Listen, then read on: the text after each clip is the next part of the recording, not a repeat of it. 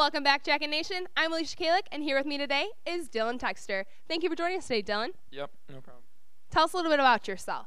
I'm a junior. I'm a molecular biology major, and I've swam for 2 years here, and I played lacrosse for 2 years.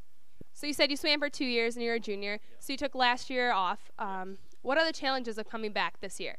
Some of the major challenges are trying to get back into swimming shape, which is a lot different than most other sports. It takes a lot more cardiovascular and a lot more yardage in the pool. A lot of extra time over the summer swimming. So swimming is fairly new to the Defiance program, only being a 3-year program. As a junior, which is pretty much the oldest one on the team, what leadership roles do you hold?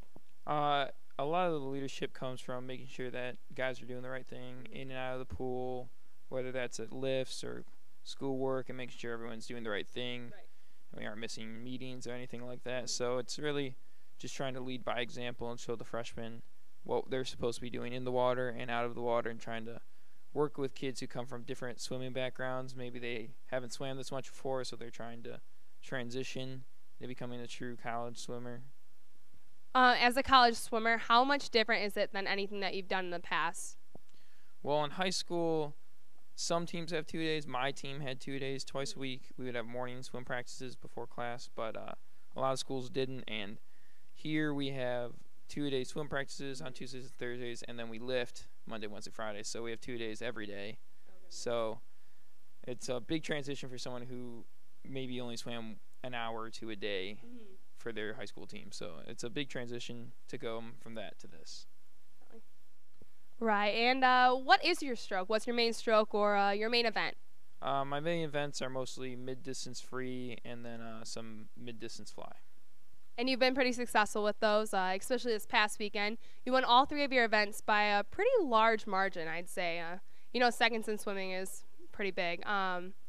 What made it so successful this past weekend?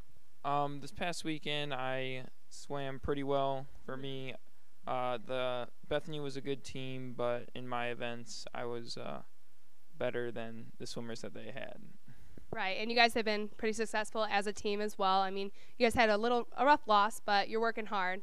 You guys have had a meet almost every single weekend. What are the challenges of go with a swim meet? Some of the challenges are keeping focused in between your races and making sure that you're mentally prepared throughout the week and trying to get through the 2-a-day practices that we have all the time. And what keeps you motivated day in and day out? Just thinking about dropping time and getting to the conference meet and competing well and hopefully getting a chance of being all conference. You have another meet this weekend. What are your goals or your team goals for this weekend? Our team goals are, we have Hiram, so on Friday, hopefully the men's team can get their first win ever. And then on Saturday, we have John Carroll, so for that meet, we'll most likely be looking at how our individuals stack up against the best individuals against John Carroll so that we can get a dry run of where we could end up being at the end of the year at conferences. As you mentioned before, you play both lacrosse and swimming. What are the challenges of being a dual sport athlete? Some of the major challenges are that I don't really get a break in between seasons. There's some overlap, so like this year between fall ball and swimming, I had 3 days for 3 weeks, which was a lot of conditioning and a lot of trying to stay focused and not burn out for swim practice or lacrosse practice. So it's just a big balancing act between the two sports and trying to compete well while also being a part of the other team. And what is the conditioning differences between the two? I bet that's really straining on the body. Tell us a little bit about that. Well, the good thing about swimming is that as far as physically demanding, it's probably the most physically demanding sport I've ever done. So as far as being conditioned, when I come back for lacrosse, I'm always in really good shape. It's just not having a stick in my hand for a while. I have to go hit the wall a little bit. Right. Well, congratulations on a good swim season this far, and we look forward to seeing you this weekend as you have a home meet at Defiance YMCA at 1 o'clock this Saturday. So we hope to see you out there, Jacket Nation. For more information, go to defianceathletics.com.